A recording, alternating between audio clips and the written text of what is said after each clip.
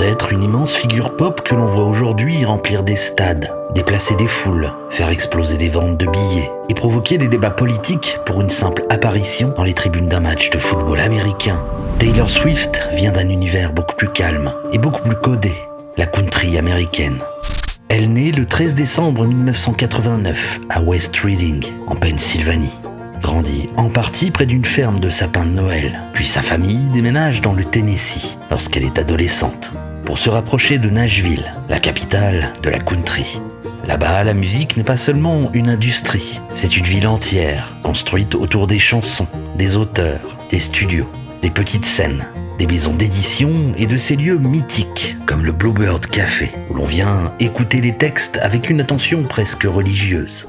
Taylor Swift arrive dans ce monde-là avec une guitare, des chansons très personnelles et une idée simple, raconter sa vie de manière assez précise pour que les gens aient envie de savoir ce qui est vrai. Dans la country, ce rapport au récit est essentiel. Une chanson n'est pas seulement un refrain efficace, c'est souvent une histoire, une scène, un prénom, une ville, une blessure ou un souvenir. Et très vite, Taylor Swift comprend que le public ne veut pas seulement écouter une chanson. Il veut savoir d'où elle vient, à qui elle s'adresse et ce qui se cache derrière. Et c'est là que commence l'un des aspects les plus étranges de sa carrière. Dans les livrets de ses premiers albums, elle cache de vrais messages. Certaines lettres sont mises en majuscules au milieu de paroles. Et si les fans les assemblent, elles forment une phrase, une allusion, parfois une clé pour comprendre la chanson. À l'époque, on est encore loin de TikTok, de Reddit et des théories interminables. On est dans un monde où l'on achète un CD, où l'on ouvre le boîtier, où l'on lit les paroles imprimées dans le livret, pendant que l'album tourne dans la chambre. Mais avec ce petit jeu, Taylor Swift apprend déjà quelque chose à son public. Chez elle, un détail peut réellement vouloir dire quelque chose. Ce réflexe va devenir énorme. Les fans commencent par chercher des majuscules dans les paroles, puis ils cherchent des signes dans les clips, dans les pochettes, dans les couleurs, dans les dates, dans les vêtements, dans les bijoux, dans les posts Instagram, et parfois même dans les silences. Le plus fou, c'est qu'ils n'ont pas toujours tort, parce que Taylor Swift a vraiment utilisé ce langage pendant des années. Chaque album devient une période, une esthétique, une couleur, une manière de raconter ce qu'elle traverse. Chez elle, on ne parle même plus seulement d'album, mais d'ère, comme si chaque disque ouvrait un nouveau chapitre de sa vie publique. Cette relation très particulière avec les fans prend une dimension encore plus folle en 2014, au moment où elle prépare 1989, l'album qui va la faire basculer complètement vers la pop. Avant la sortie du disque, Taylor Swift organise les Secret Sessions. Et à partir de là, on n'est plus dans une simple écoute privée pour journalistes. Elle invite des fans chez elle, dans sa propre maison, pour leur faire écouter l'album avant tout le monde. Les fans sélectionnés se retrouvent à l'intérieur de son univers, mangent des cookies, voient ses chats, prennent des photos, écoutent les chansons en avance. Pour eux, ce n'est pas une opération promo, c'est une concrétisation. Taylor Swift ne leur donne pas seulement un disque à écouter, mais elle leur donne l'impression d'entrer dans les secrets de sa vie. Mais Internet autour d'elle n'est pas toujours dans l'admiration. En 2012, elle participe à un concours promotionnel où les internautes peuvent voter pour l'école dans laquelle elle voudra faire une apparition.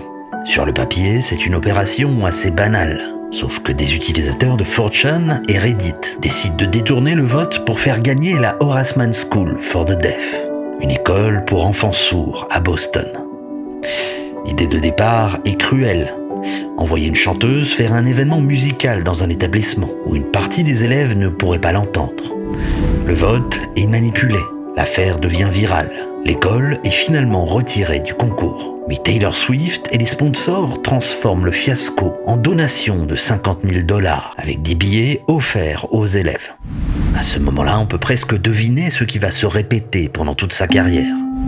Un événement simple, Internet qui s'en empare, puis une affaire qui prend des proportions absurdes. La plus grande bataille d'images arrive quelques années plus tard, avec Kanye West et Kim Kardashian.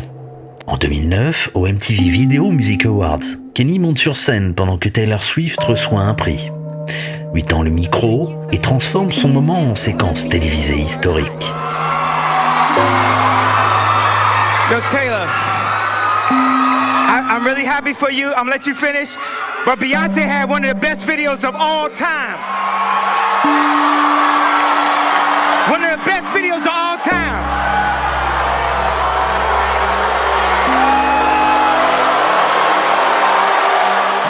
scène aurait pu rester un énorme incident de la pop culture.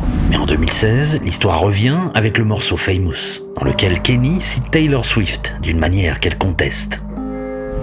Kenny affirme qu'elle était au courant. Taylor dit qu'elle n'a pas validé les choses comme elles ont été présentées. Puis Kim Kardashian publie sur Snapchat des extraits d'un appel téléphonique entre Kenny et Taylor.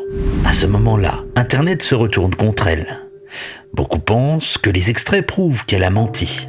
Son image prend un coup énorme et Taylor Swift devient pour une partie du public la star calculatrice qui aurait été démasquée. Elle disparaît en grande partie de l'espace médiatique, puis revient avec Reputation, en reprenant notamment le symbole du serpent qui avait été utilisé contre elle en ligne. Elle transforme l'humiliation en esthétique, la polémique en album et l'attaque en personnage. En 2020, une version plus complète de l'appel fuit en ligne et donne un contexte beaucoup moins simple que les extraits de 2016. Mais le mal est déjà fait, et cette affaire montre parfaitement comment quelques minutes de vidéo peuvent suffire à fabriquer une vérité collective.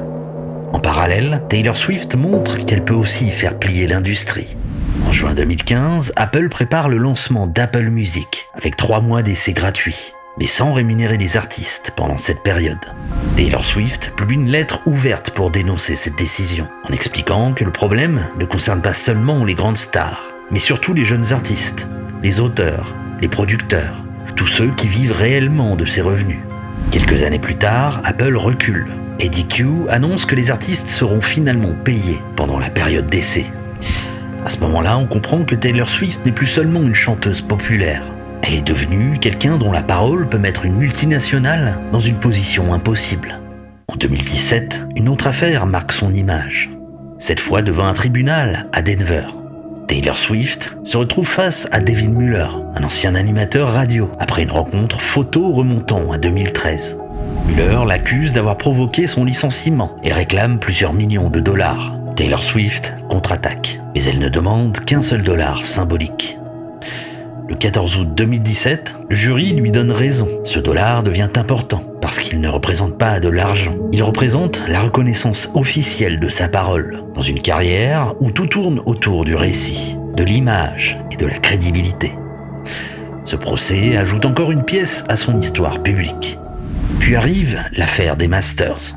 En 2019, Scooter Braun rachète Big Machine Records, le label avec lequel Taylor Swift avait enregistré ses 6 premiers albums. Les enregistrements originaux de la toute première partie de sa carrière changent de main, puis sont revendus à Shamrock Capital en 2020. Pour le grand public, une histoire de Masters peut sembler technique, mais pour Taylor Swift, c'est une affaire de dépossession.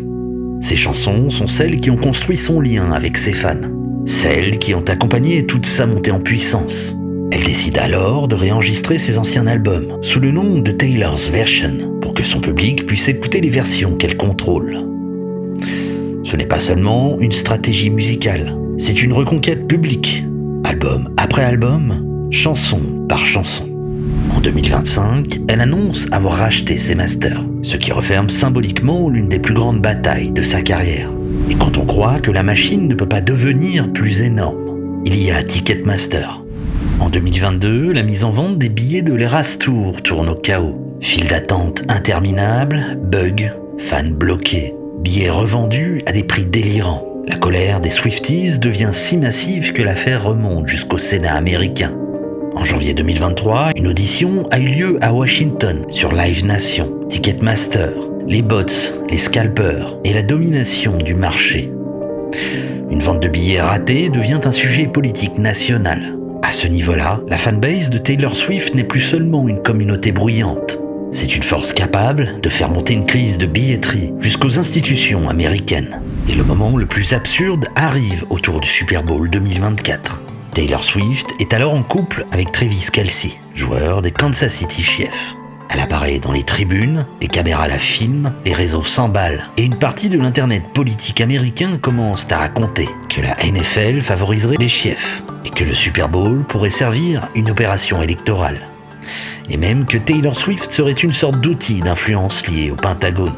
Bien sûr, ces théories sont absurdes, mais elles disent quelque chose de très fort. Taylor Swift est devenue tellement énorme qu'une partie d'Internet n'arrive plus à la regarder comme une simple chanteuse. Son succès paraît trop grand, son public trop organisé, son influence trop massive. Alors certains cherchent un plan caché. C'est là que le titre prend tout son sens. Taylor Swift n'a pas rendu Internet parano parce qu'elle aurait tout calculé depuis le début. Ce serait trop simple et surtout ce serait faux. Ce qui s'est passé est plus intéressant. Elle a commencé dans la country, un genre où les chansons racontent des histoires très personnelles. Puis elle a peu à peu appris à son public que les détails pouvaient compter. Une majuscule dans un livret pouvait cacher un message. Une écoute privée pouvait devenir une légende de fans. Un appel téléphonique publié par morceaux pouvait retourner l'opinion publique. Une lettre ouverte pouvait faire reculer Apple. Un procès pouvait se jouer autour d'un seul dollar. Une vente de billets pouvait finir devant le Sénat. Et une apparition dans un stade pouvait déclencher des théories politiques délirantes. Alors au fond, l'histoire la plus folle autour de Taylor Swift, ce n'est pas seulement qu'elle soit passée de Nashville au plus grand stade du monde, mais c'est qu'une adolescente qui cachait quelques messages dans des livrets de CD est devenue l'un des plus grands objets d'analyse d'Internet. Autour d'elle, tout peut devenir un signe, une preuve, une théorie, une affaire, une bataille de récits. Dans une époque où tout le monde veut décoder quelque chose, Taylor Swift est devenue bien plus qu'une chanteuse. Elle est devenue une énigme collective. Et une fois qu'une star devient une énigme à cette échelle, Internet ne cherche plus vraiment à la résoudre.